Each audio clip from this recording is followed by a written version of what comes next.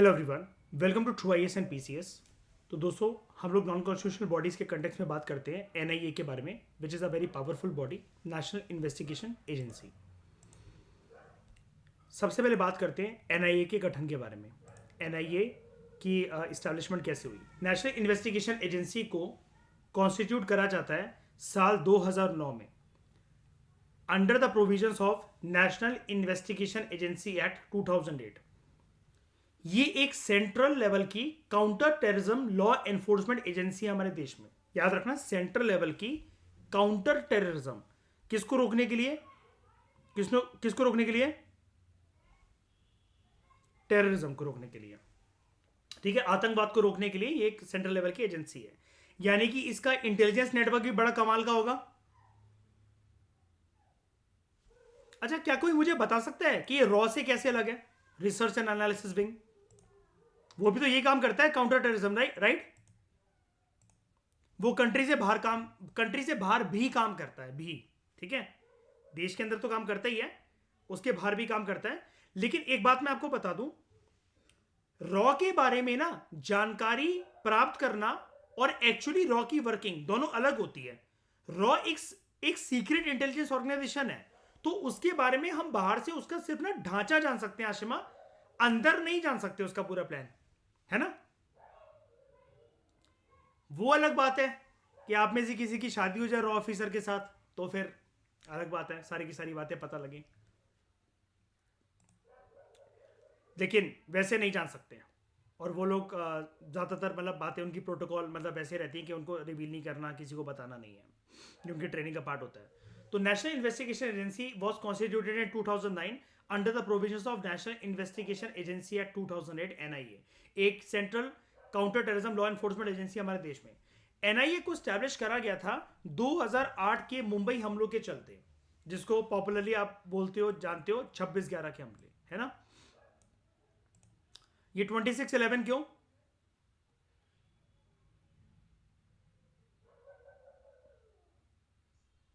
छब्बीस तारीख थी, नवंबर का महीना था, साल 2008। ठीक है, और इसको एक चीज से जोड़ा भी जाता है। किससे? हमने पढ़ा था ना, आशिमा याद है वो यूएस हेजीमनी वाले चैप्टर के अंदर, कि 9/11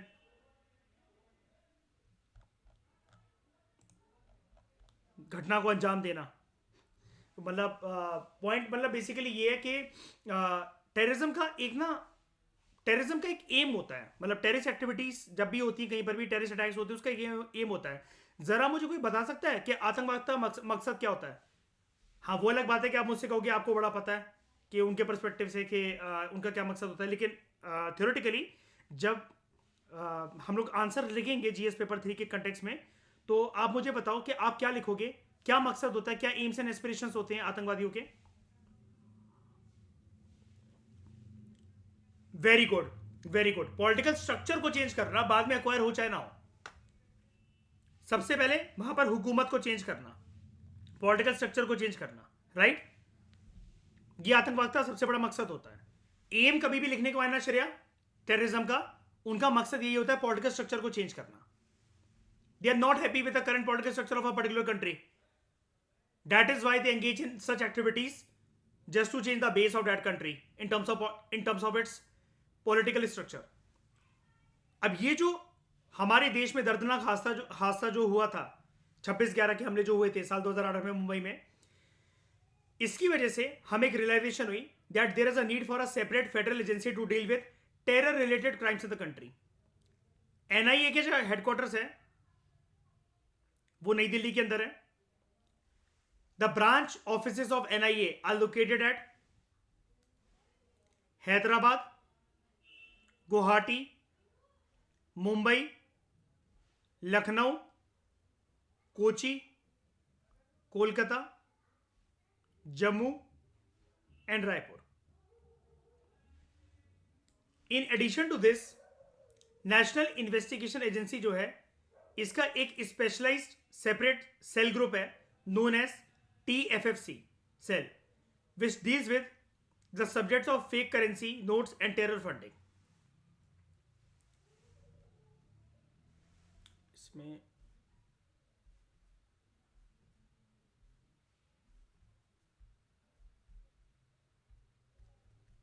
नहीं, वो मैंने आई थिंक इंटरनल सिक्योरिटी की बुक में देखा था, लेकिन मैं आपको चलो नेट से दिखा देता हूँ। उसका फुल फॉर्म मेरे दिमाग से स्लिप हो रही है। TFFC cell, terror funding and fake currency cell.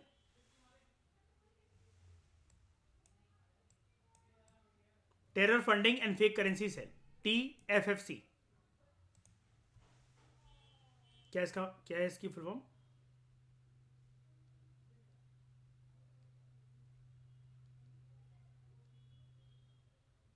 Terror funding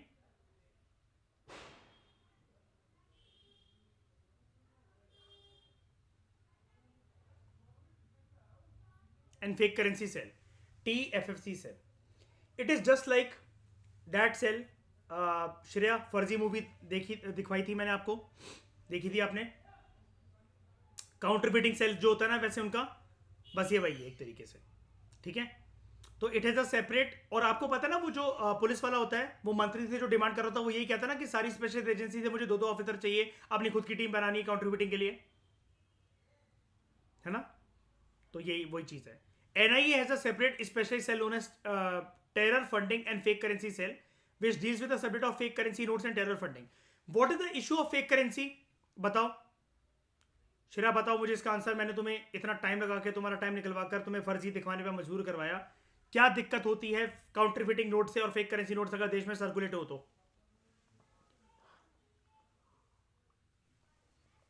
वो मंत्री को क्या रीजन देता है? वो मंत्री को क्या रीजन देता है? ये क्या है देश के लिए? साइलेंट किलर है देश का. इन्फ्लेशन बढ़ेगा और ऊपर से नकली नोट अगर आ जाएंगे, ठीक है, तो ऑब्वियस ही बात है डिमांड सप्लाई का जो प्रिंसिपल है वो डगमगाएगा कहीं ना कहीं.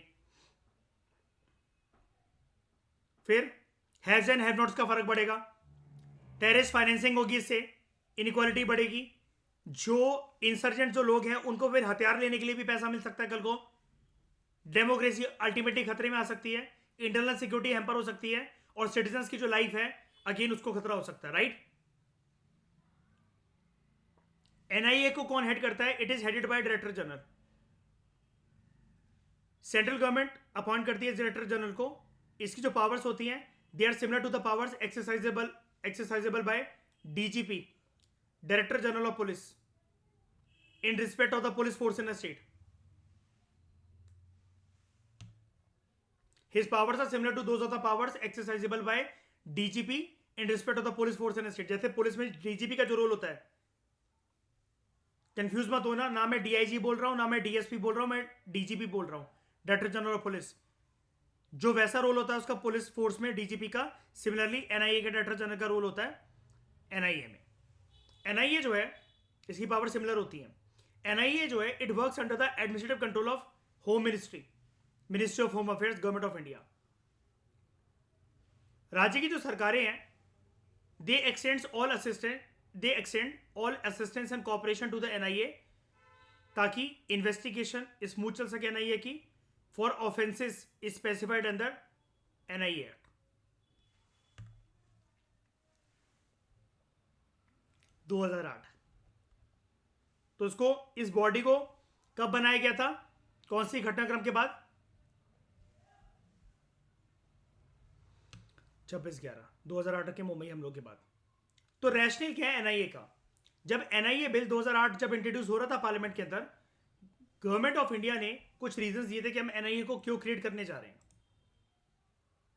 Based on the statement of object and reasons appended to the NIA bill 2008, जो कि सरकार ने अटैच करे थे. मतलब हमारे क्या ऑब्जेक्टिव्स रहेंगे, क्या एम्स रहेंगे, और क्या रीजन के साथ हम जो है वो NIA का गठन करने जा रहे हैं. तो देखते हैं इसका रैशनल क्या था इसको बनाने का. रैशनल एक बार क्लियर हो जाएगा हमें, तो हम मैंडेट भी जान जाएंगे कि इसको पावर्स क्या दी जाएंगी, क्या इससे एक्सपेक्ट करा जाएगा. सबसे पहले इसका मकसद जानते हैं, किस इंटेंशन के साथ इसको बनाया गया, नेशनल इन्वेस्टिगेशन एजेंसी को. जब 2008 से पहले कुछ साल जो बीते थे, उनमें यह देखा गया था भारत हमेशा उस षड्यंत्र का एक नुमाइंदा रहा है, जिसको एक षड्यंत्र में हमेशा फंसाने की कोशिश करी गई है. क्रॉस बॉर्डर जो भी आतंकवाद या आतंकवाद के जो हमले होते हैं जो प्लान करे जाते हैं, और आतंकवादियों के द्वारा अगर हमले बाहर से प्लान नहीं करे जा रहे हैं तो इस देश में अंदर आने के बाद वो जो प्लान कर रहे हैं, उसमें भारत हमेशा से एक विक्टिम रहा है। 2008 के टाइम पर केंद्र सरकार ये रीजन दे रही है, ठीक है। तो India has been the victim of large scale terrorism sponsored from across the borders. बड़े सारे इंसिडेंट्स हुए हैं टेररिस्ट अटैक्स के, not only in military and insurgency affected areas and areas affected by left wing extremism, but हमें terrorist attacks as such generally देखने को मिले हैं और कुछ कुछ इंसिडेंट्स बॉम्ब ब्लास्ट के भी देखने को मिले हैं। मुझे नहीं पता आप लोगों को कितना याद है कितना नहीं है। श्रेया, जब हम छोटे थे, मयूर जब हम छोटे थे, मान लो कि 6-7 क्लास में होंगे, 8th क्लास में होंगे, थोड़ी सी अगर मेमोरी को उस टाइम पर अगर अपनी लेकर जाओ, हर साल दिवाली पर देश में किसी ना किसी एक मार्केट में बम ब्लास्ट होता था, अगर आपको याद हो। हर साल दिवाली की बात है ये, लगातार। घर वाले मना भी करते थे, हमारे मम्मी जैसे पापा को बोल रही हैं, दादाजी को बोल रही, कुछ भी जो है घर के बूढ़े बुजुर्ग जो है वो मना कर रहे हैं एक दूसरे को, घर के मतलब मेंबर्स को बूढ़े बुजुर्ग मना कर रहे हैं कि त्योहार का टाइम है, इस टाइम पर मार्केट में मत जाना, क्योंकि प्रीवियस साल भी ऐसा हुआ था, लास्ट त्योहार में भी ऐसा हुआ था। ये इंसिडेंट्स घटनाक्रम होते रहते थे, जैसे कोई रक्षाबंधन है, होली है, स्पेशली दिवाली के टाइम पर, न्यू ईयर के टाइम पर कहीं ना कहीं पर जगह पर बम ब्लास्ट होता था। वो ब्लास्ट नहीं हो रहा है तो कहीं ना कहीं बम मिलकर डिफ्यूज करा जाता था, है ना। अब लेकिन किसी भी दिवाली पर आप नहीं होते हुए देखोगे ऐसा।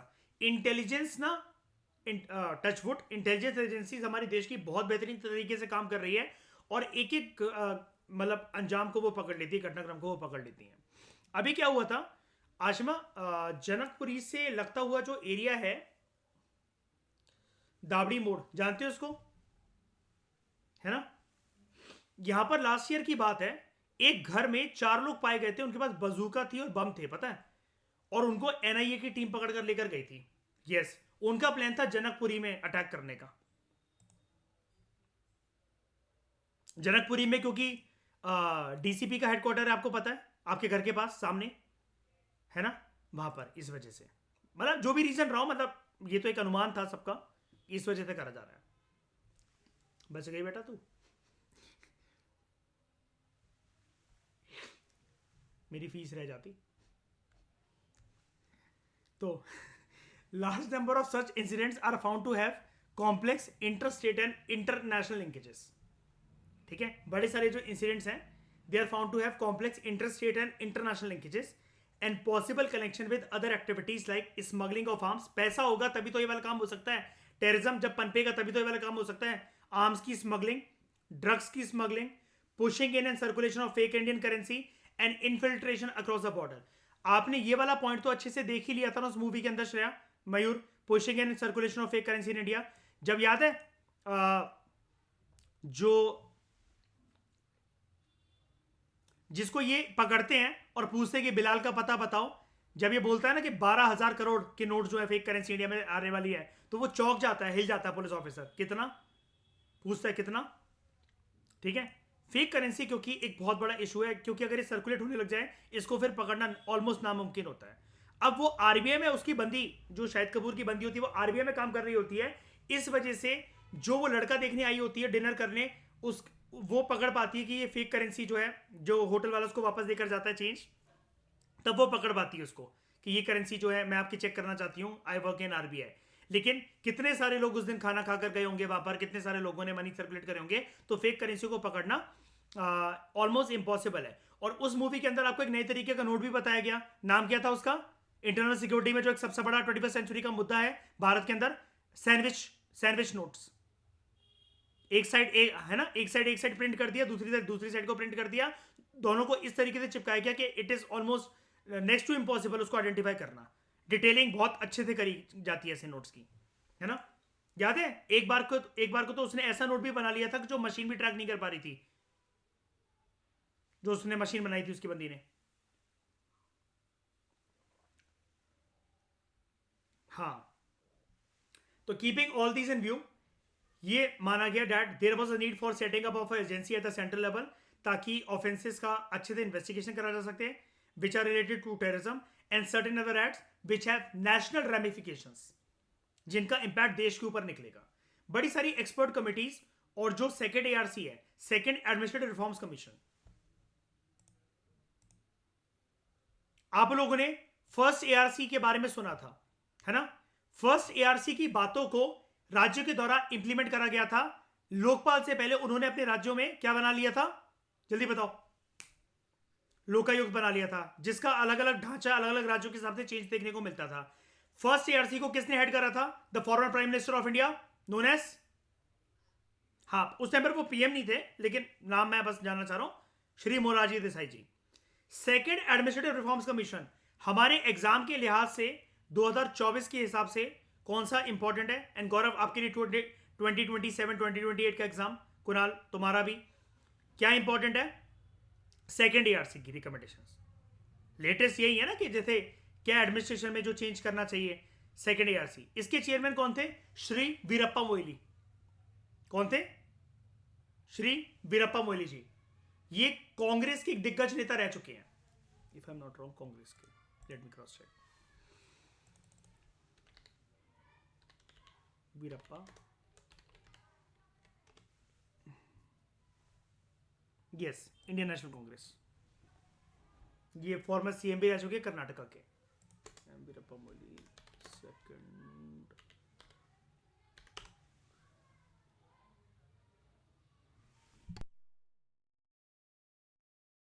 कैसे रिवैम्प करा जा सकता है पब्लिक एडमिनिस्ट्रेशन सिस्टम को पूरा का पूरा? एक बेहतरीन बात बताता हूं मैं आप सबको। पता है श्रेया, मयूर, जो सेकेंड एआरसी के आशिमा जो नाम है ना, जो चैप्टर्स के जो हेडिंग्स हैं, हर साल मेंस के अंदर जीएस पेपर 2 में 5 क्वेश्चन उस हेडिंग से ले लिए जाते हैं। उनमें से सबसे फेवरेट ये जीएस पेपर 2 का सिलेबस का एक पॉइंट याद है, role of civil services in democracy, जिसमें बता रहा था कि एथिक्स की भी जरूरत है, एथिक्स का एलिमेंट लिखने की जरूरत है। सेकेंड एआरसी से कॉपी पेस्ट करके वो क्वेश्चन बनाया जाता है। उसका कोई भी जितने भी अभी क्वेश्चन आ रहे हैं 2013 से लेकर अभी तक, और मैंने आपको बता दिया है, आपको कोई टेंशन लेने की जरूरत नहीं है। कुछ साल पहले के कैंडिडेट्स 15 एआरसी की रिपोर्ट्स को पढ़ते थे, उससे नोट्स बनाते थे। 3 महीनों की प्रिपरेशन एक्स्ट्रा चाहिए थी सेकेंड एआरसी के नोट्स प्रिपेयर करने के लिए, जो कि करने ही पड़ते थे। अब आपके लिए क्या सहूलियत है? जितनी भी लेटेस्ट बुक्स है हमारे पास, रेलेवेंट जगह पर सबकी एआरसी की रिकमेंडेशन लिखी हुई है। तो क्या हमें पढ़ने की जरूरत है एडिशनली पीडीएफ वगैरह निकालकर? बिल्कुल भी नहीं। उतना टाइम उतना काम हमें काम करना है अपनी रिवीजन पर। तो बड़ी सारी जो एक्सपर्ट कमिटीज हैं, और सेकेंड एआरसी जो है, सेकेंड एआरसी के चेयरमैन कौन, किसकी अध्यक्षता में बैठी है कमीशन? श्री वीरप्पा मोइली श्रेया, ठीक है। They have also made recommendations for establishing such an agency. कैसी एजेंसी? एनआईए। यानी कि अगर मैं आपसे पूछूं एनआईए को एस्टैब्लिश कब करा गया, आफ्टर विच इंसिडेंट? 26/11। लेकिन सबसे पहले रिकमेंडेशन कहां पर आई थी एनआईए को एस्टैब्लिश करने के लिए?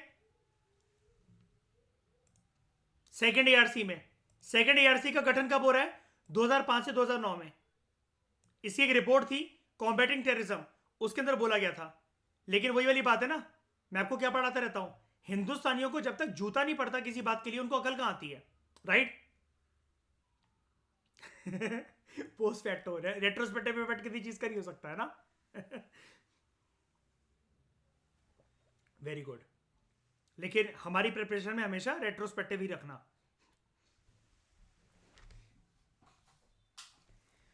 तो ये वाला चीज समझ में आ गई। सबसे पहले रिकमेंडेशन कहां पर दी जाएगी? Second ARC. अगर पूछा जाए कहां दी गई थी, सेकेंड एआरसी। और वाह, और उसके बाद जो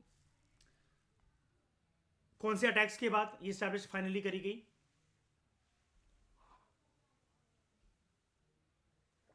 कौन से अटैक्स के बाद? 26/11 हमलों के बाद,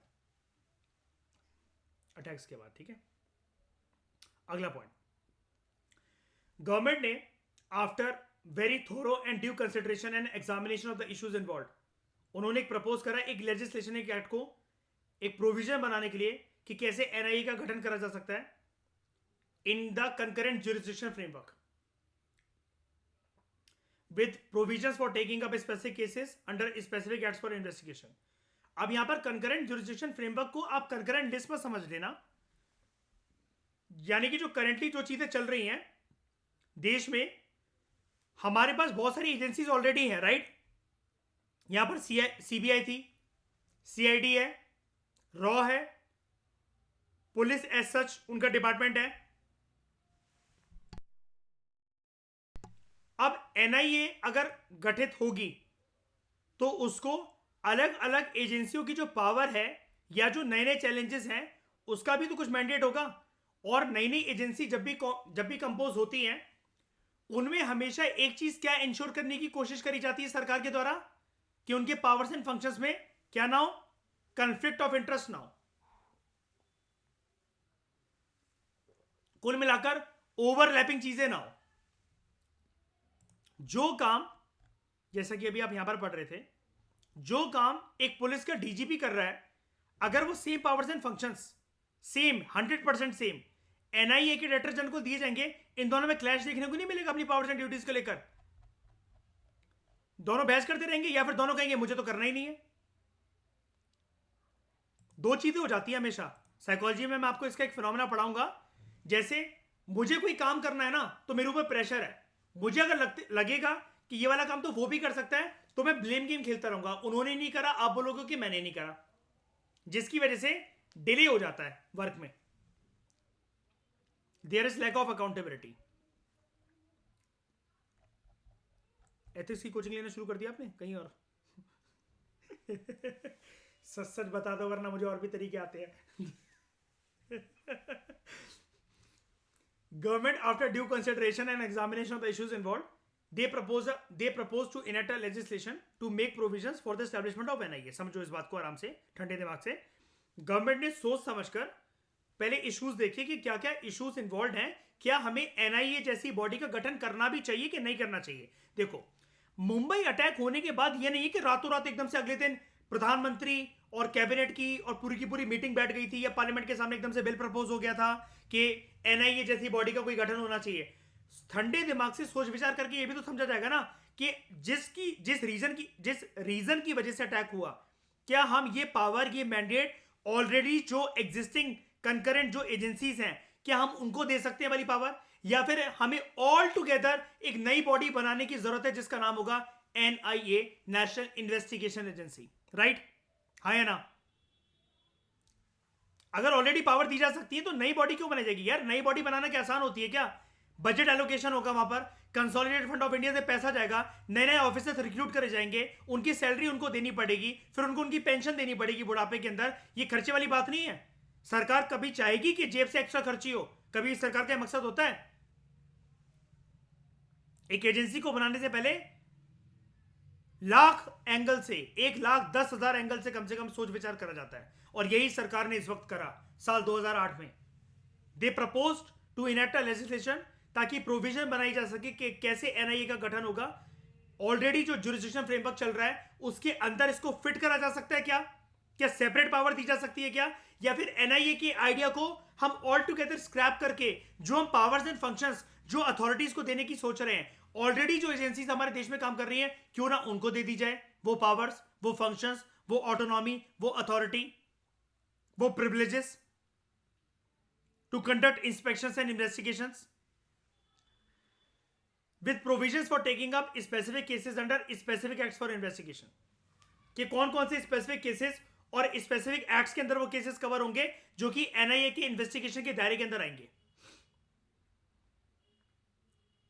ये वाली जो प्रोविजंस हैं, these are propose to be incorporated in national investigation agency bill 2008. ये क्योंकि अभी हम रैशनल पढ़ रहे हैं, ये कब तक बिल एक्ट नहीं बनेगा जब तक किसके सिग्नेचर के नीचे से नहीं गुजरेगा एक कागज. प्रेसिडेंट. अबे इतने अच्छे कैसे हो जाते हो तुम लोग? President of India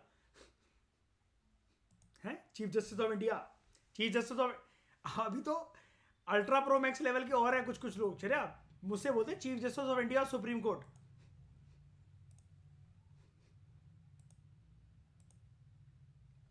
functions of NIA.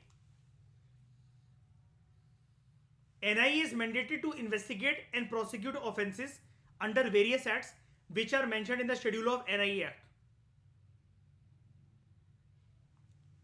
कुछ जिम्मेदारी भी तो दी गई होंगी ना। फिर अभी हम इन्हीं के बारे में तो पढ़ रहे थे ना। सरकार का सोच विचार ये था क्या क्या केसेस दिए जाएंगे उसको और कौन कौन से एक्ट्स के अंदर वो कवर होंगे जो कि आगे चलकर पावर बनेंगे, फंक्शंस बनेंगे एनआईए के। तो एनआईए को एक मैंडेट ये दिया गया कि yes you have power, you will be given power to investigate and prosecute offenses under various acts which are mentioned in the schedule of NIA. इस मैंडेट के चलते NIA क्या करता है? NIA as a body it collects, collates and analyzes counter terrorism investigations. इसका सिर्फ mandate किस दायरे के अंदर है? Counter terrorism. अब काउंटर टेररिज्म के दायरे के अंदर वो अलग बात है कि कुछ इकोनॉमिक ऑफेंसेस भी कवर हो जाते हैं उसके अंदर, जो कि अल्टीमेटली आतंकवाद को सपोर्ट करते हैं, बढ़ावा देते हैं, like counterfeiting of currency and fake currency circulation, right? क्या वो भी टेररिज्म के साथ डायरेक्टली इनडायरेक्टली लिंक्ड है? ये दोनों मुद्दे, counterfeiting of currency and circulation of fake currency in the country.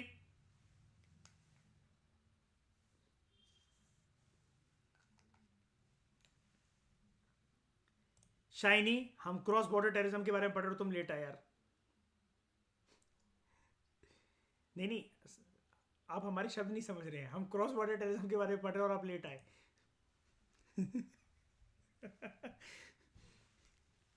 It also shares, shiny कह रही है इसमें क्या जानने वाली बात है। ये सब कुछ प्रैक्टिकल करके सीखा जाता है। थ्योरी बहुत अलग होती है सर। जब मैं भागती हूँ ना जंगलों से तो मुझसे पूछो, है ना, 3 बच्चे होते हैं बोरी में साथ में। It also shares inputs with its sister intelligence agencies and law enforcement units. कौन है ये बहने? कौन है ये बहने?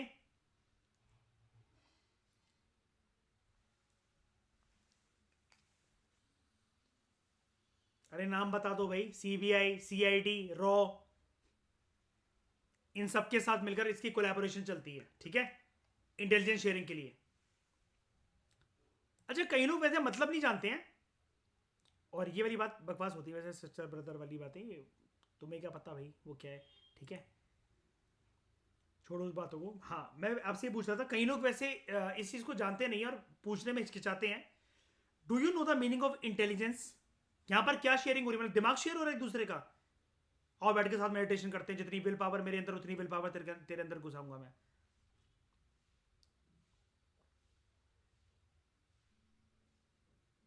हाई लेवल की secret information which is concern with internal security और क्रॉस बॉर्डर सिक्योरिटी, वो होती है इंटेलिजेंस, ठीक है। And law enforcement units both at central and state level.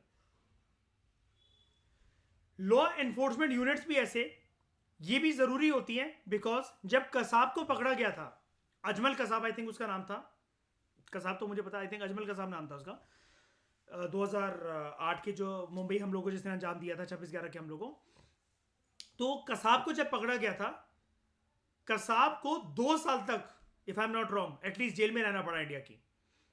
और एक दिन के उसके सिक्योरिटी के ऊपर शिरा जो खर्चा आता था ना, 2 करोड़ रुपए आता था।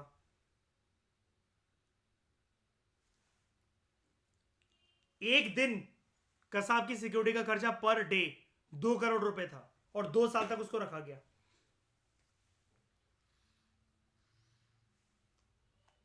अब यहां पर लॉ एनफोर्समेंट एजेंसी का रोल इसलिए इंपॉर्टेंट हो जाता है, हमें तो यही लगेगा ना शाइनी, किसी टेररिस्ट को पकड़े, let's execute him, give him capital punishment, shoot him. आज ही पकड़ के लाए हैं शरिया, सुबह फांसी की सजा दे देते हैं। एक बहुत गंदी आदत होती है डेमोक्रेटिक कंट्रीज की, बताओ क्या, जो कि अंग्रेज छोड़कर गए थे और हमने भी वो आदत चिपका ली। बहुत गंदी आदत। अंग्रेज भी उस आदत से दूर नहीं भागते थे और ना हमें भागने दिया। बताओ क्या है वो आदत, गंदी आदत डेमोक्रेसी की? शाबाश, रूल ऑफ लॉ। हर चीज जो होगी वो कानून के दायरे के पर्सपेक्टिव से होगी। जैसा कि मैं आपको एक दिन रूल ऑफ लॉ का एक पर्सपेक्टिव बता भी रहा था मॉडर्न इंडियन हिस्ट्री में, निर्भया रेप केस के बारे में पूरे देश की डिमांड थी ना, या फिर कभी भी कोई ऐसा घटनाक्रम जैसे होती है, मैं नॉट गॉट टू कभी भी किसी के साथ ऐसा हो, लेकिन जब भी ऐसी कोई घटनाक्रम होती है, जैसे अभी कुछ टाइम पहले की बात है, एक वो डॉक्टरनी को आई थिंक रेप करके वो जला दिया था उसको फ्लाईओवर के नीचे, या पता नहीं कुछ ऐसा कुछ हुआ था रोड पे ही। हाँ वेटनरी मतलब जानवरों की डॉक्टर थी, मतलब जो भी थी वो डॉक्टर थी या जो भी थी, और खुलेआम मतलब बिल्कुल बीच सड़क पे उसको रेप करके उसको मतलब वहीं पर पेट्रोल डालकर उसको या डीजल डाल के जो भी था वो जला दिया गया।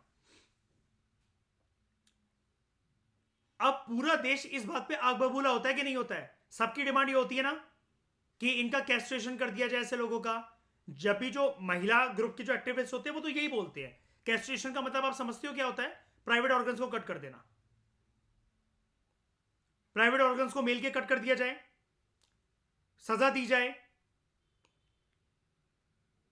इनको भी पता चले कि रेप करने का या ऐसा सोचने का, सोच विचार रखने का अंजाम क्या होता है, और कुल मिलाकर इनको फांसी दे दी जाए जल्द से जल्द। कितनी ही बातें मान ली जाती हैं ऐसी जनता की, बताओ?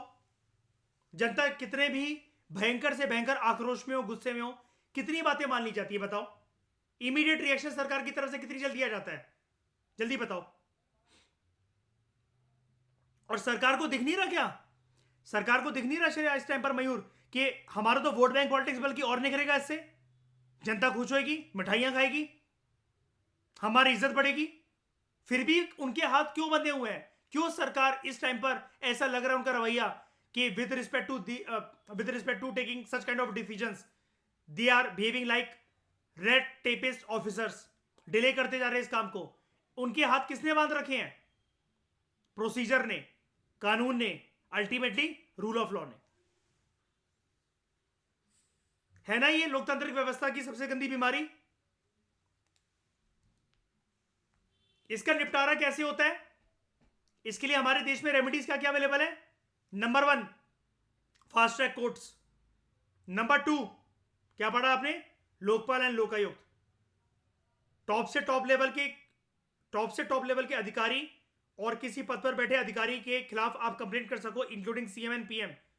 ये दायरा देता है, ये दरवाजा देता है ना हमें लोकपाल एंड लोकायुक्त।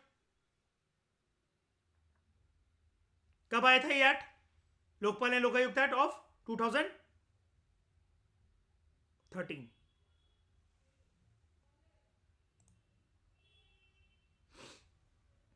और इंस्पिरेशन कहां से मिली थी उसको?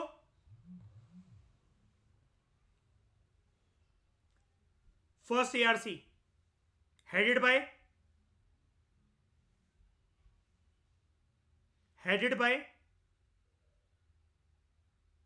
ठीक है, second ARC headed by Veerappa Moily. और सेकेंड एआरसी ने क्या बोला? एक रिपोर्ट निकाली थी कॉम्पिटिटिव टेररिज्म के लिए, उसने बोला ऐसी एक बॉडी होनी चाहिए। क्या ये नाम दिया था एनआईए? नाम तो नहीं दिया था, बोला था कि ऐसी एक बॉडी होनी चाहिए हमारे देश में। और सरकार को कल कब आई कि ऐसी बॉडी बननी चाहिए, और डिसीजन कब लिया गया? 26/11 के हम लोग के बाद।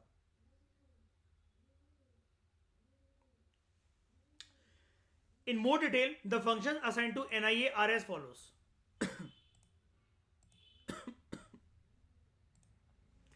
National investigation agency, manner of constitution rules 2008। NIA के कुछ रूल्स हैं, क्या नाम है उन रूल्स का?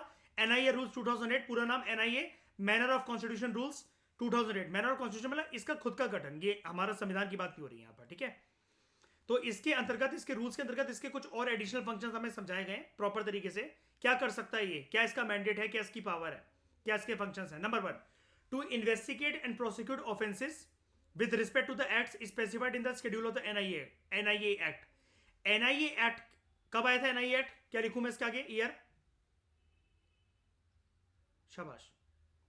2008 का जो NIA Act है उसमें क्या क्या, उसके स्केड्यूल में क्या क्या चीजें गिवन है, क्या क्या चीजों की इन्वेस्टिगेशन NIA कर सकता है, और किस किस ऑफेंसेस में ये पर्सन को प्रोसिक्यूट कर सकता है, उसके पास क्या पावर है, ये निर्धारित जो भी करी जाएंगी उसमें ये अपना रोल निभा सकता है। उसके बाद to provide help, to provide assistance to, and to seek help, to seek assistance from other intelligence and investigation agency of the central government as well as state government. मतलब कुल मिलाकर कोजाइवनेस के साथ उनके साथ काम करना, कोहेजन के साथ उनके साथ काम करना, दूसरी इन्वेस्टिगेशन इंटेलिजेंस एजेंसीज के साथ मिलकर, ठीक है, उनसे हेल्प लेना, उनको हेल्प देना। To take any other such measures which may be necessary for speedy and effective implementation of the provision of NIA Act. Vision क्या है एनआईए का? The following points highlight the vision of the NIA.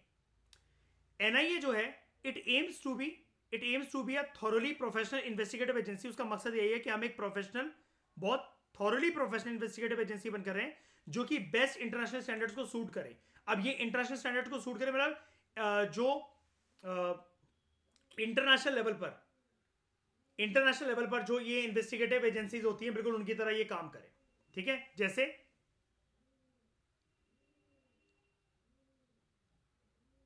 Interpole.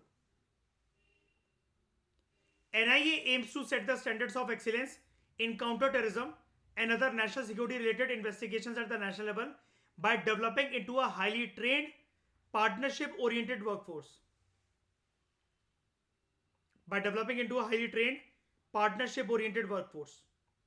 NIA का मकसद ये भी है, it aims at creating deterrence for existing and potential terrorist groups and individuals. किस किस से खतरा हो सकता है उसके बारे में पहले से रिपोर्ट पता लगाना। जैसे कि आशा अभी मैं आपको कुछ टाइम पहले का जनकपुरी का इंसिडेंट बता रहा था। इंफॉर्मेशन पहले से गैदर नहीं कर रखी होती तो क्या होता? तेरे फन बंद हो जाते बेटा।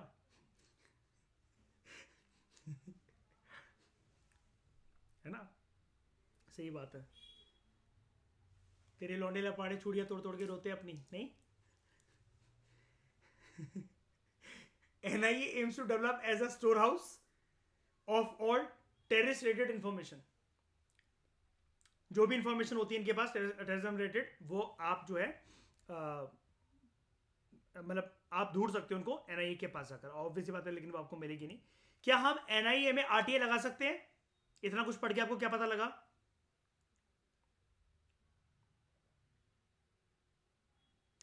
NIA पे RTA, किसी भी बॉडी पे RTA लगाई जा सकती है।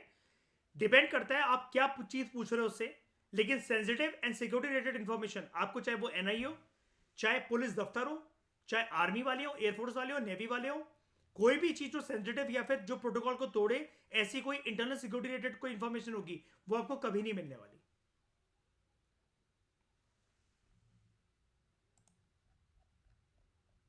मिशन क्या है NIA का? इन depth professional investigation of scheduled offences. अभी शेड्यूल्ड ऑफेंसेस कहां पर लिखे गए हैं?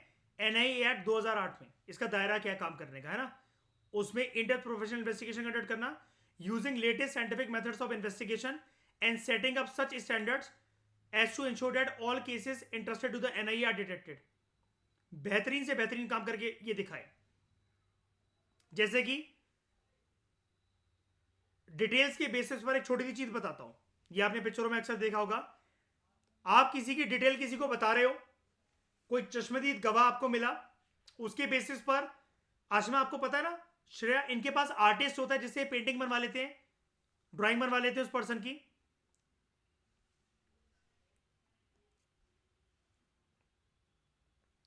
ensuring effective and speedy trial, developing into a thoroughly professional, result-oriented organization, upholding the constitution and laws of the land, giving prime importance to the protection of human rights and dignity of the individual.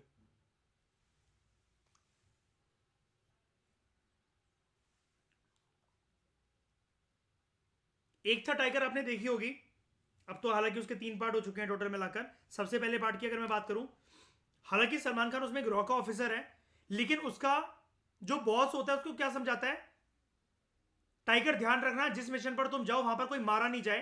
तुम जिस भी mission पर जाते हो वहां पर कोई ना कोई बेगुनाह की जान जाती है।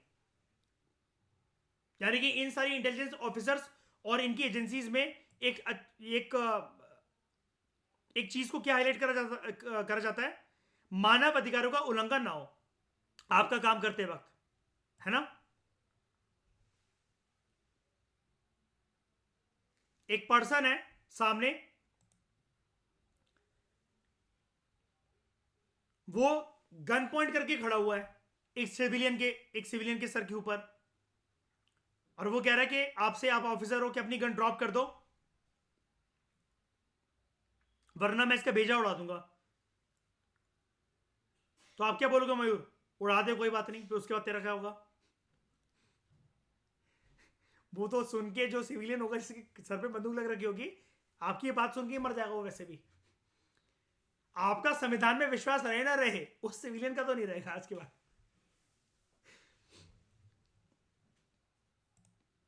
शायनी, बड़े मुश्किल होते होंगे ना ऐसे टास्क, है ना? Developing a professional workforce through regular training and exposure to the best practices and procedures. Displaying scientific temper and progressive spirit while discharging the duties assigned. Inducting modern methods and latest technology in every sphere of activity of the agency. जैसे अगर आपको किसी का secret ठिकाना पता लगाना है तो क्या यूज करो?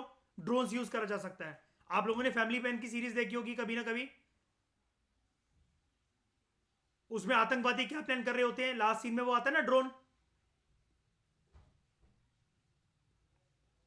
जिसको वो आतंकवादी AK-47 से फोड़ देते हैं। ड्रोन आज के समय में एक बढ़िया चीज हो गई है इंटेलिजेंस को गैदर करने के लिए, लेकिन ये खतरनाक भी है। अभी if I am not wrong, Pulwama में जो अटैक हुआ था, या पता नहीं कहीं पर एक अभी आर्मी बेस कैंप के ऊपर अटैक हुआ था, 2-3 बार ऐसा हो चुका है कि ड्रोन्स के सहारे से हुआ है वो attack.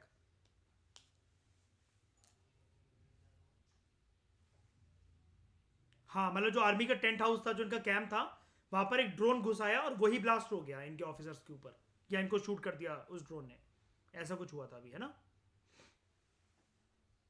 Maintaining professional and cordial relations with the governments of states and UTs and other law enforcement agencies in compliance with the legal provisions of NIA, ताकि सब लोग साथ मिलकर काम करें।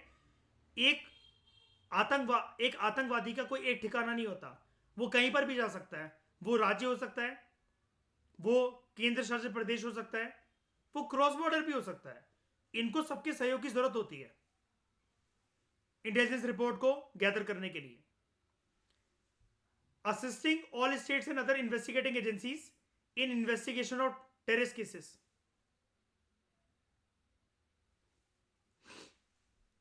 Assisting all states and other investigating agencies in investigation of terrorist cases. Building a database on all terrorist related information and sharing the available database with states and other agencies.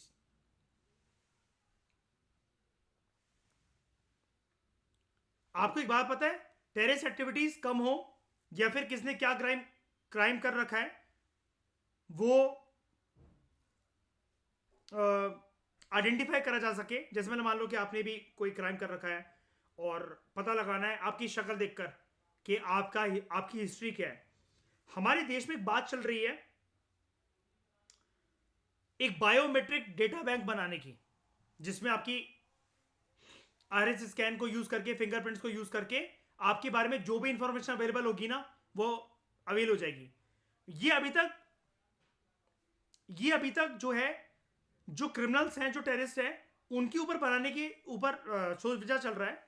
सबके ऊपर इसलिए नहीं करा जा रहा फॉर पेटी crimes और पेटी इश्यूज, बिकॉज 2017 में KS Puttaswamy versus union of India की एक जजमेंट आई थी। क्या है ये judgement Shreya? KS Puttaswamy versus union of India की जजमेंट।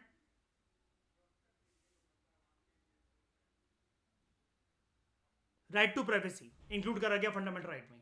याद रखना सब लोग इससे, श्रेया, मयूर, आशिमा, शाइनी, सब लोग, गौरव, कुणाल, ये जो जजमेंट है इसका नाम है KS Puttaswamy versus union of India case. Right to privacy 2017 में श्रेया इससे इनकॉर्पोरेट करा गया था फंडामेंटल राइट्स की लिस्ट में। स्पेलिंग देखनी है।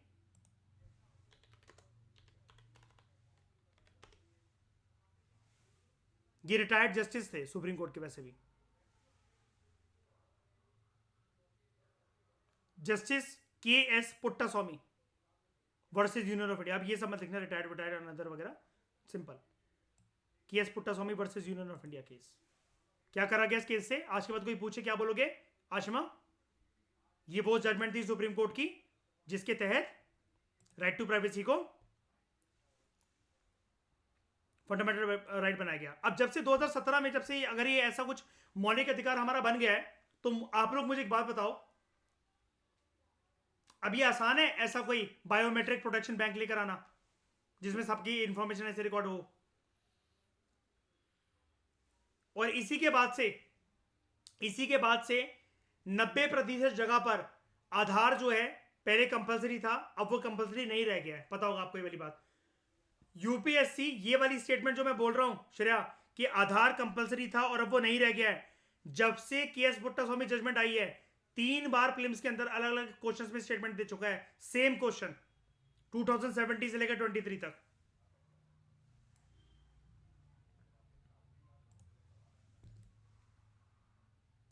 जैसे क्वेश्चन कोशिश करता हूं फाइंड करने की।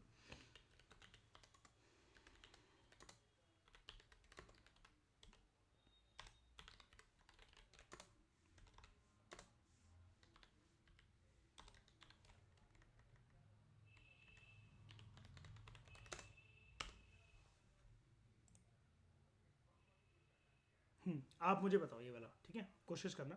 2020 का एक क्वेश्चन था, Aadhaar meta data can not be stored for more than 3 months. यहां पर लग रहा है ना कुछ, अगर आपको राइट टू प्राइवेसी पता हो, आधार की प्रोविजन पता हो, है ना। आज से पहले जब ये जजमेंट नहीं आई थी, कभी भी ऐसा बोला गया कि 3 महीने से पहले स्टोर नहीं करा जा सकता? 2014-15 में श्रेया, मयूर, मैंने, हम तीनों ने, जब हम 12th में थे तब ये आधार, ये जो आया था कार्ड, तब ऐसा कुछ बताया गया था हमें कि 3 महीने के लिए डेटा स्टोर होना है, ऐसा कुछ है। आपको ये भी पता होगा, जियो की जब फ्री सिम बटना स्टार्ट हुई थी, आप लोगों ने ली होंगी 2016-17 में, तब आधार बस लग रहा था उस टाइम पर, और उसके बेसिस पर मिल जा रही थी हमें सिम, है ना। तब ये कोई ऐसी चीज सुनी थी आप लोगों ने कि 3 महीने के लिए डेटा स्टोर होता है, वो होता है नहीं ना। ये 2020 का क्वेश्चन है, यानी कि किसके बाद आ रहे हैं? Post facto of 2017 supreme court judgment on KS Puttaswamy, जिसकी वजह से राइट टू प्राइवेसी क्या बन गया? Fundamental right. तो आप मुझे बताना, आधार मेटा डेटा, मतलब जितना भी पूरा डेटा है आधार का, जो पूरा सेटअप है, जो एक पूरा इसका एक बैंक है डिटेल्स का, it cannot be stored for more than 3 months. Number 2, state cannot enter into any contract with private corporations for sharing of Aadhaar data. Aadhaar is mandatory for obtaining insurance products. देख रहे हो, मैंने बोला ना अभी आपसे, तब से 3 बार क्वेश्चन आ चुका है ये करने के लिए कि ये मैंडेटरी है कि नहीं है। 90% केसेस में मैं बोला ना झाझा मैंडेटरी था, आ चुका है। लेकिन मैं भी आपको कुछ एंट्री दे रहा हूं, अभी आप अपना दिमाग लगाओ कि इंश्योरेंस प्रोडक्ट में मैंडेटरी है कि नहीं है। डोंट वरी, इसके पीछे करंट अफेयर था, इसके पीछे अब वो करंट अफेयर, जो करंट अफेयर हुआ करता था 2017 से, वो स्टैटिक बन चुका था, ठीक है। और ये कोई नया नहीं था कि कैंडिडेट्स इसके लिए प्रिपेयर नहीं थे कि अरे बाप रे आधार कार्ड का ऐसा क्वेश्चन आ गया, ये क्या पूछ रहा है क्या नहीं पूछ रहा है। ये सबको पता था, जो कि मेन 365 पढ़कर जा रहा है, पीडी 365 पढ़कर जा रहा है, या करंट अफेयर की मैगजीन पढ़ रहा है, या फिर उसने अपने स्टैटिक सोर्सेज, जो गवर्नेंस के जो एस्पेक्ट है मेंस के अंदर, उसने उसको आधार टॉपिक को कवर करा हुआ है। तो Aadhaar is mandatory for getting benefits funded out of consolidated fund of India. अब एक चीज दिखाऊं एक बार इस क्वेश्चन को आंसर करने से पहले, आधार कार्ड का क्वेश्चन ये वाला देखो,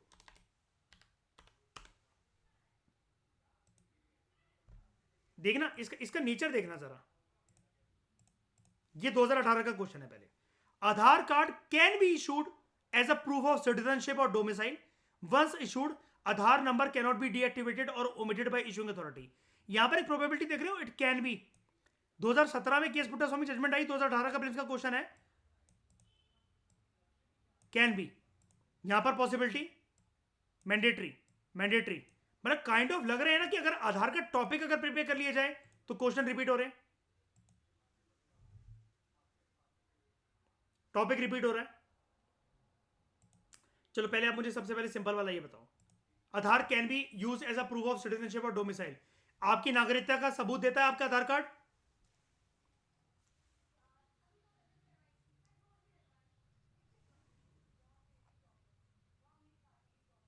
तो does it serve as a proof of citizenship? इससे आप भारतीय हो, ये प्रूव होता है। अजी घंटा। Once issued, Aadhaar number can not be deactivated और omitted by the issuing authority. सही है। यहां पर देखो, आधार के प्रोविजन में एक चीज से साफ लिख दी गई थी, क्या बॉडी होती है ये, यूआई, हाँ यूआईटीएआई है ना, unique identification authority of India, है ना?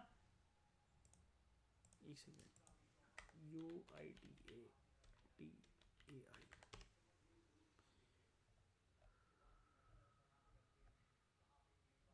हाँ, unique identification authority of India, सही है। अच्छा, आईडी की फुल फॉर्म आइडेंटिफिकेशन, ओके।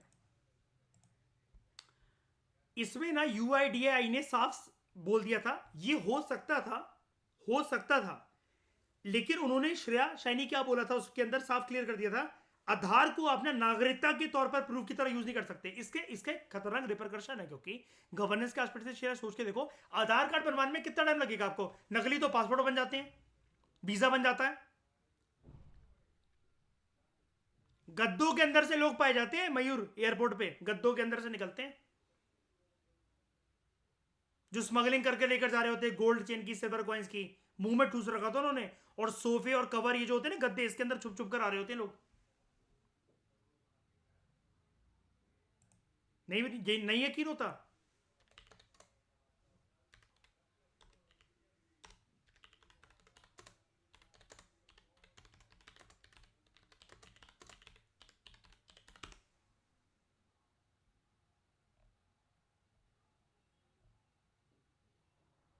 यहाँ पर एक अफ्रीकन की मैं वीडियो देख रहा था, वो एक, अब प्लो कवर लिखूं गद्दा लिखूं कि मुझे समझ में नहीं आ रहा, उसके अंदर वो पाया गया था एयरपोर्ट पर। आप देख रहे हैं ऐसे वीडियोस डालकर स्मगलिंग कॉट एट एयरपोर्ट और वैसे करके, तो गद्दों में से इंसान निकलते हैं। भेजूंगा मैं आपको वीडियो। और बहुत बार ऐसे केसेस, ये जो इंदिरा गांधी इंटरनेशनल एयरपोर्ट है हमारा, इंटरनेशनल एयरपोर्ट, यहां पर भी हुआ है ऐसे केसेस। हाँ, तो ठीक है। दूसरा, once issued Aadhaar number can not be deactivated और omitted by the issuing authority. याद रखना, Aadhaar number can not be deactivated और omitted by the issuing authority. एक बार आपको जो आधार नंबर एलोकेट हो गया वही रहेगा, नहीं चेंज करा जा सकता उसे, कोई करेक्शन नहीं हो सकती उसमें। नंबर की बात हो रही है, नंबर, ये मत सोचना पहले आधार कार्ड में तो मेरी भी फोटो ऐसी थी कि अपने आप को पता ही नहीं लगता था कौन से देश का हूं मैं। आधार कार्ड आपको पता ना सबके पहले कैसे बने थे, सबसे पहला आधार कार्ड, है ना? ऐसी फोटो आई थी मेरी, मैं अरेंज मैरिज के लिए रिजेक्ट हो जाऊं, लव मैरिज तो छोड़ दो। तो once issued Aadhaar number can not be deactivated और omitted by the issuing authority. बताओ क्या लगता है आपको? Aadhaar number, not photo, not name, not माता पिता का नाम, नॉट हस्बैंड, नॉट बॉयफ्रेंड का नाम, सारी चीजें चेंज हो सकती है, लेकिन ये आधार नंबर पूछ रहा है। कितने नंबर का आधार नंबर होता है?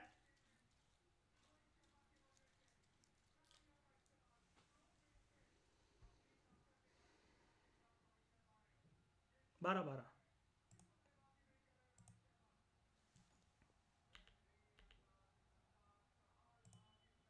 एक मिनट रुकना, एक मिनट, एक मिनट, एक मिनट रुकना, एक मिनट रुकना।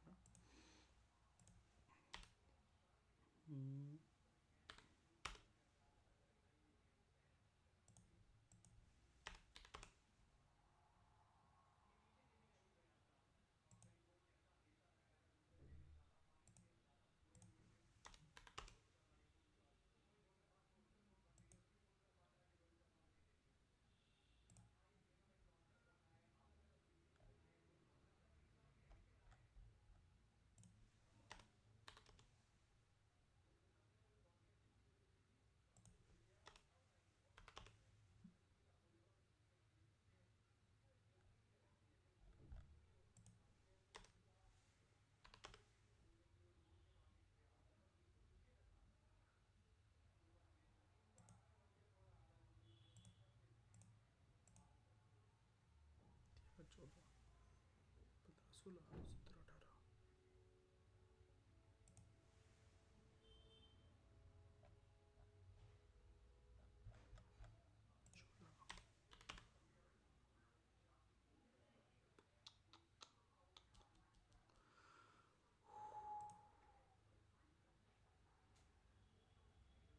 एनडीए का नहीं यार, यूपीएससी का चाहिए। एक क्वेश्चन और आया था जिसमें यूपीएससी ने पूछा था कितने नंबर का मतलब ये वो होता है। एक और आया था क्वेश्चन हमारे पास ऐसे ही, आई डोंट नो, पुराने साल का ही था वो, अभी लेटेस्ट ईयर का तो है नहीं वो मुझे, क्योंकि प्रीवियस ईयर क्वेश्चन अच्छे से याद रहते हैं, मिल नहीं रहा यहाँ पर। चलो छोड़ो, कोई बात नहीं, आप पहले ये दो, पहले इसका बताओ, किस पे जुआ खेलना चाहते हो, जल्दी बताओ। ये कहाँ गया ये, रुको, ये ऑप्शंस देख लो। 4 या 2 नहीं, दो उधर दो गोले भरने का प्रोबेबिलिटी नहीं, वो नहीं होता इसको, 4 या 2।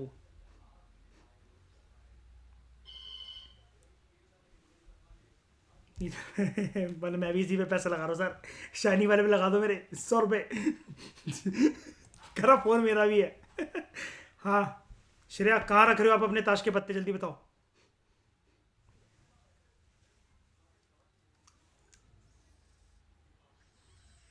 4 पे, आंसर इज 4, नीदर 1 नॉट 2। ठीक है। जीत गए। अब ये करके बताओ, इसके ऑप्शन दिखा देता हूँ। Yes, Aadhaar meta data cannot be stored for more than 3 months. State government cannot enter into any contract with private corporations for sharing of Aadhaar data. Aadhaar is mandatory for obtaining insurance products, अगर आप insurance करवाते हो ना तो Aadhaar is mandatory. Aadhaar is mandatory for getting benefits funded out of the consolidated fund of India. अब देखो, इस line को अगर समझना है, अब आप तो निकाल नहीं सकते कंसोलिडेटेड फंड ऑफ इंडिया से बेनिफिट्स, यानी कि यहां पर किसकी बात हो रही है, जो बजट के अंदर जो स्कीम्स आती है, पैसा तो वहां पर कंसोलिडेटेड फंड ऑफ इंडिया से ही आता है ना, तो उसकी बात हो रही है यहां पर, क्योंकि कंसोलिडेटेड फंड ऑफ इंडिया को आप छेड़ सकते हो बीइंग अ सिटीजन, कैसे भी करके, डायरेक्टली इनडायरेक्टली नहीं ना। अब मुझे बताओ, ये वाली जो स्टेटमेंट है ना, जब मैं इसको बैठ के सॉल्व कर रहा था घर पे, इसने मुझे स्ट्रक कर दिया था, ये मुझे समझ में नहीं आई थी क्योंकि स्टेटमेंट, लेकिन मैं आपको बता रहा हूं ध्यान से, अगर आप देखो सोचो, अगर 2-3 बार इसको आप पढ़ो, Aadhaar is mandatory for getting benefits funded out of consolidated fund of India. कहने का मतलब ये है, इसका मतलब पता क्या हुआ, benefits funded out of consolidated fund of India कैसे आएगा, बेनिफिट ये किसी भी स्कीम्स या पॉलिसी, उसमें एनरोल करवाने के लिए आधार कार्ड कंपलसरी है कि नहीं है, समझ रहे हो इसकी लाइन गहराई से, देख रहे हो आज मैं कितनी घुमा फिरा के बात कर रहा है। Aadhaar is mandatory for getting benefits, अब ये बेनिफिट्स कहां से आएंगे, they are funded out of the consolidated fund of India, तो ये तो एक ही चीज होती है स्कीम या पॉलिसी, उसमें अपने आप को एनरोल करवाने के लिए। और याद है एथिक्स में केस स्टडी आती है, एक बुढ़ा आया, उसके पास आधार कार्ड नहीं है, एक बुढ़िया आई, आधार कार्ड नहीं है, कलेक्टर साहब हमारे पेंशन नहीं आ रही, हमारी स्कीम नहीं आ रही है, कोई घर में कोई कमाने वाला नहीं है, तो एनरोल करवा दो। अब बताओ, और ये एक्सट्रीम वर्ड्स में मत जाना, ये तो एलिमिनेट हो जाता है, एक्सट्रीम वर्ड है, फिर तो सबको वो कर दो एलिमिनेट, कैनॉट, एनी, ये क्योंकि राइट टू प्राइवेसी का साफ साफ वो होगा, क्योंकि प्राइवेट कॉर्पोरेशंस को अगर दिया गया तो ये तो फिर मैसेज कर करके ना।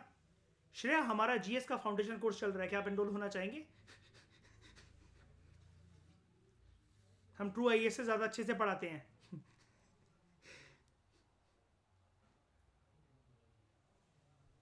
2 and 4, हाँ ये, और ये भी बताना है which is correct, 2 and 4। Okay, कहां रख रहा है कौन अपने पैसे, जल्दी बताओ, किस पे लगाऊं मयूर तुम्हारे पैसे? 2 and 4, ठीक है। शायरी आपके भी, शेरे आपके, ठीक है। कितने कितने लगा दूं, कितने कितने लगा दूं?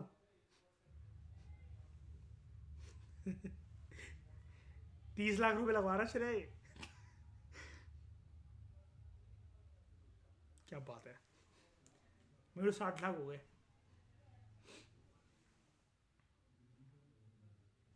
थर्ड और फोर्थ को देखो, ये इंश्योरेंस प्रोडक्ट है मयूर, ये ना ये प्राइवेट बॉडी की तरफ से भी आ सकते हैं, लेकिन ये जो है ना, ये वाला पॉइंट, ये सरकारी पॉइंट है। नहीं नहीं नहीं, एक्स्ट्रा दिमाग ही तो नहीं लगाना यहाँ पर। इंश्योरेंस प्रोडक्ट कोई नहीं, मतलब ये लाइफ इंश्योरेंस, हेल्थ इंश्योरेंस, गाड़ी का इंश्योरेंस, फलाना इंश्योरेंस है ना, रिलेशनशिप का इंश्योरेंस, किसी का भी इंश्योरेंस करवाना है, आधार इज मैंडेटरी, ठीक है। ये कह रहा बकवास बातें हैं, इसने गलत कर दिया ना इस बात को, है ना। उसके बाद एक किसको गलत करा इसने, 2 and 4 सही है ना, 1 है ना, 2 and 4 सही है ना, तो यानी कि 1 गलत है। Aadhaar meta data can not be stored for more than 3 months, it can be stored, higher authority से परमिशन लेने के बाद ऐसा करा जा सकता है, राइट। अब ये जो स्टेटमेंट शाइनी श्रेया गलत हो जाती ना, ये जो जैसे जो गलत हो गई जैसे, या फिर जो सही भी हुई जैसे अभी क्या है 2 and 4 इसका आंसर है, तो यानी कि ये वाली गलत है ना, और ये वाली गलत है। अब श्रेया यूपीएससी इसको मोल्ड करके हो सकता है 2024 में किसी क्वेश्चन में पटक दे सही है गलत जाने के लिए, ऐसे होता है गेम पूरा का पूरा। ओके, डोंट वरी, आप उसकी टेंशन मत दिया करो। आप मुझसे पूछो कि सर हमें अलग से करना है क्या चीज, जब भी कोई एक वर्ड आता है मैं आपको प्रीवियस ईयर क्वेश्चन पेपर दिखा नहीं देता हूं इमीडिएटली, जो भी कोई रेलिवेंट जगह पर जहां पर भी कोई टेक्स्ट आता है कुछ आता है, वो मेरा काम है, वो मैं प्रिपेयर करके पहले से ही बैठा होता हूँ लेक्चर को। तो इसलिए साइड में मतलब मैं जो मैंने कॉपी ओपन कर रखी होती है वहां मैं लिख लेता हूँ कि इस पॉइंट पर रुककर इनको क्वेश्चन दिखा दियो।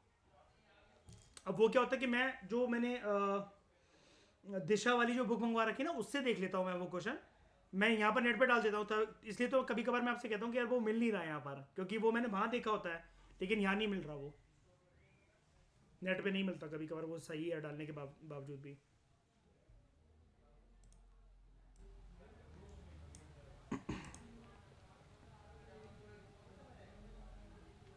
आगे पढ़े। Winning the confidence of the citizens of India through selfless and fearless endeavours. Citizen के सामने जब आएंगे तब तो सिटीजन का कॉन्फिडेंस जीतेंगे। लेकिन ये पता है ये वाली बात क्या है, हंसी मजाक के सेंस में नहीं लेकर, अगर मैं इसको सीरियस बात बताऊं, एनआईए के आप किसी भी ऑफिसर को जानते नहीं हो, आपको उसकी बॉडी नहीं पता, आपके अभी इसके हेडक्वार्टर नहीं गए, लेकिन एनआईए जैसी एजेंसी के लिए और रॉ के लिए आपके दिल में रिस्पेक्ट है कि नहीं है, या फिर आप उसको गाली बकना पसंद करोगे, बताओ। रिस्पेक्ट है ना, ये है तो हम आराम से बैठकर बहुत लिबर्टी, फ्रीडम, इक्वलिटी, फ्रेटर्निटी सब एंजॉय कर पा रहे हैं ना अभी बैठकर, है ना। हाशिमा का देख कितनी जल्दी हूं निकला, मैं तो बच गई जनकपुरी में। ये तो तुमने मुझे बताया, आज के बाद मैं सोच समझ के निकलूंगी घर से।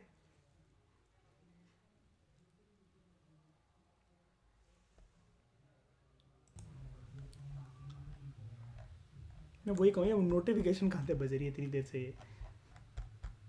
आपका वो ओपन है ना उसमें दूसरे वाले फोन में। तो jurisdiction of the NIA. NIA has concurrent jurisdiction to investigate and prosecute the offenses affecting the sovereignty, security, and integrity of India. NIA has concurrent jurisdiction to investigate and prosecute the offenses affecting the sovereignty, security, and integrity of India, security of a state, friendly relations with foreign states, and offenses under various acts which are enacted to implement international treaties, agreements, conventions, and resolutions of the UNO and its agencies and other international organizations. ये इसकी power है, वो जो हमने देखा कि मतलब international protocols के साथ काम करना, इंटरनेशनल स्टैंडर्ड्स को मैच करना, और अगर कोई ज़रूरत है स्टेट लेवल पर, इंटरनेशनल लेवल पर किसी के साथ कोलैबोरेट करने की, तो वो भी करना। एनआईए जो है, it is empowered to probe terror attacks including bomb blast, hijacking of aircrafts and ships, and attacks on nuclear installations and use of weapons of mass destruction. ये इसकी भी मतलब वो कर सकता है, इन्वेस्टिगेशन वगैरह कर सकता है। हाईजैकिंग क्या होता है एयरक्राफ्ट्स का,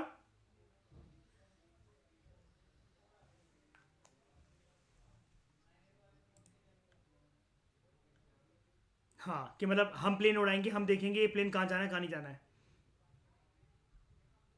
हाईजैकिंग मतलब जो कोई भी एक टेररिस्ट ग्रुप जो एयरक्राफ्ट में होता है, शिप में होता है, कहीं पर भी होता है, वैसे तो प्लेन के लिए ये टर्म यूज करी जाती है जनरली, लेकिन ऐसा नहीं कि शिप के लिए नहीं करी जा सकती, वहां पर इसका एकदम से कंट्रोल पा लेना।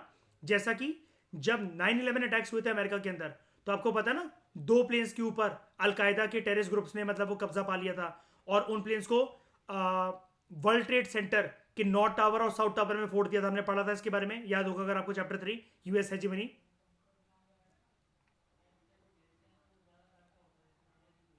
Ashima, behaviour of hijacking. 2019 में the jurisdiction of NIA it was extended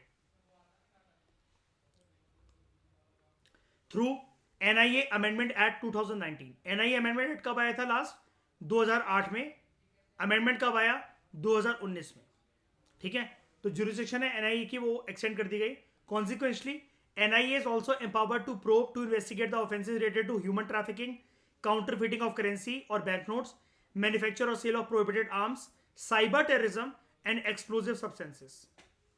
आपको पता है लॉकडाउन के टाइम पर एक बात निकल कर आई थी, एक इंस्टाग्राम का एक ग्रुप बन रखा था जहां पर दिल्ली के कुछ स्कूल के लड़के अपने कॉलेजेस स्कूल की लड़कियों के कुछ न्यूड फोटोग्राफ्स जो है उसके अंदर लीक कर रहे थे, और बहुत सारे लोग जुड़ते चले जा रहे थे इंडिया के उस ग्रुप के साथ। बॉयज लॉकर रूम उसका नाम था। पता नहीं वाली बात है ना, बहुत सारे लोग पकड़े गए थे, दिल्ली के बड़े सारे यूथ उसके अंदर पकड़े गए थे। मतलब जब ये पता चला था कि मतलब वो काइंड ऑफ ऐसी चीज थी कि हॉस्टल के अंदर किसी लड़की ने एक अपनी उसी का कैमरा लगा दिया, और वो जब नहा रही है तो उसकी न्यूड वीडियोस और फोटोज उसकी लीक करके मतलब 500 रुपये ले लिए किसी अपने दोस्त से कि लोग एक ग्रुप पे डालते हैं, और सब लोग मतलब बॉडी नेमिंग बॉडी शेमिंग कर रहे हैं किसी न किसी लड़की की, है ना। तो वो उस टाइम पर मतलब बहुत ज़्यादा लॉकडाउन में मतलब ये चीज़ चल रही थी, और ये जब ग्रुप पकड़ा गया था ना तो इसकी जो इंटेलिजेंस जो थी ये NIA के पास भी आई थी। इसका नाम था बॉयज लॉकर रूम। में इसकी स्पेलिंग BOYS नहीं है, कुछ और है इसकी स्पेलिंग। इसका नाम यही था, लेकिन ग्रुप का नाम बॉयज लॉकर रूम ऐसे ही कुछ था आई थिंक। मैं लिख देता हूँ अभी के लिए, boys locker room case BOIS। हाँ, BOIS boys locker room case. तो यहाँ पर जो है किसी की चैट्स वगैरह या किसी की प्राइवेट इन्फॉर्मेशन वगैरह, किसी की नेमिंग शेमिंग करना और वो करना, ठीक है, और रियल फोटोग्राफ्स और रियल वीडियोस आ रही थी। बात ये है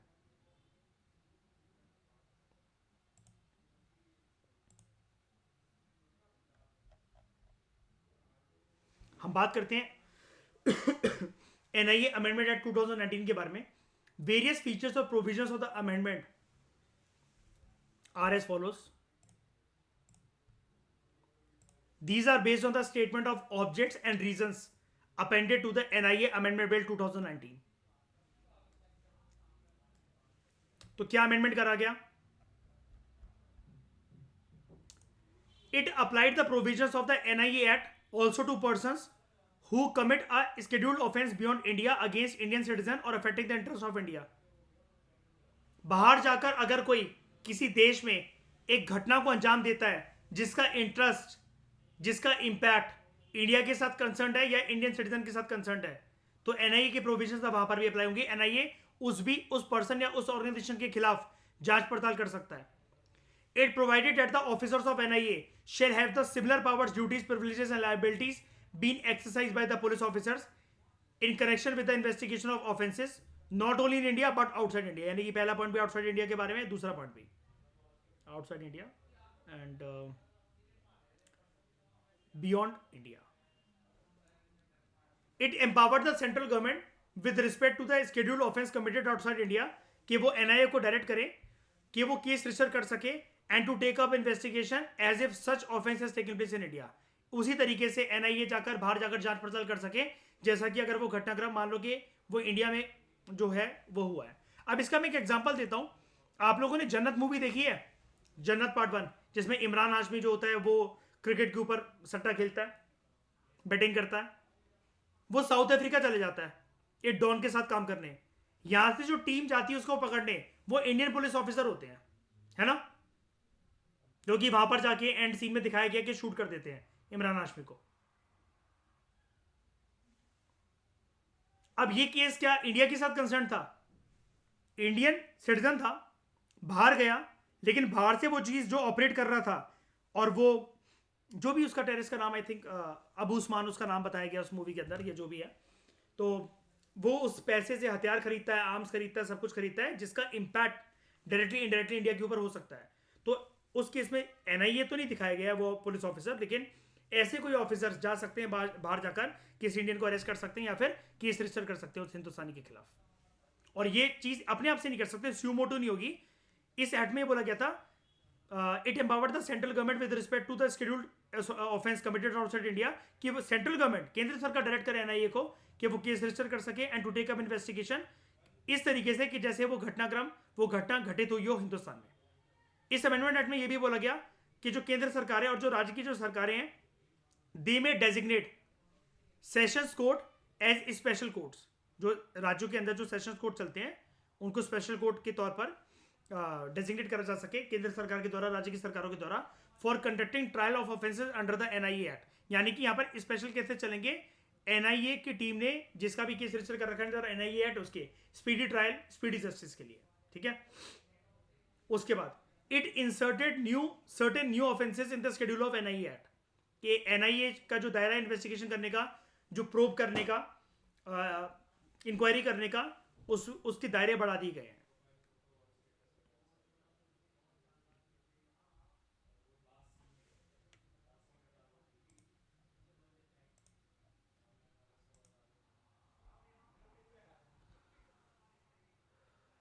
ठीक है, हमारे चैप्टर आई थिंक ठीक है कंप्लीट हो गया हमारा चैप्टर कॉम्प्रिहेंसिव तरीके से।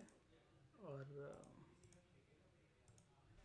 यहाँ पर नॉन कॉन्स्टिट्यूशनल बॉडीज़ के कंटेक्स्ट में हमारे सारे चैप्टर कंप्लीट हो गए हैं, सिवाय एक को छोड़कर ये एनटीए में। और जैसे कि मैंने आपको बता रखा है 6 और चैप्टर्स हैं इसके, जो कि 7th एडिशन में लक्ष्मीकांत की गिवन है। वो आपको लेटेस्ट बुक से मिल जाएंगे, लेकिन वो आपको बुक खरीदने की ज़रूरत नहीं है। आप यहाँ पर जाओगे और यहाँ पर जाओ ट्रू आईएएस पर, इसके फाइल सेक्शन में जाओ, इसको स्क्रॉल करते रहो, आपको जो है लक्ष्मीकांत की कोई एडिशन जो है आपको लेटेस्ट कवर मैंने लगाया हुआ है वो आपको दिख जाएगा। और वहाँ से जाकर जैसे ये है, आप यहाँ पर आए, गो टू मैसेज पे जाओ, आपको इसकी पीडीएफ मिल जाएगी। जैसे ये एक कंज्यूमर कमीशन जो है, इसकी पीडीएफ मैंने अटैच करी हुई है। एक बार के लिए मैं दिखाता हूँ आपको। ये लेटेस्ट चैप्टर है जो कि लक्ष्मीकांत के लेटेस्ट उसमें आ रखा है। ये कंज्यूमर कमीशन मैंने ये पीडीएफ्स भी दे रखे हैं आप सबको, लेक्चर्स भी कॉम्प्रिहेंसिव तरीके से कवर करवा रखे हैं, तो वो आप देख लेना। Thank you very much for discussion.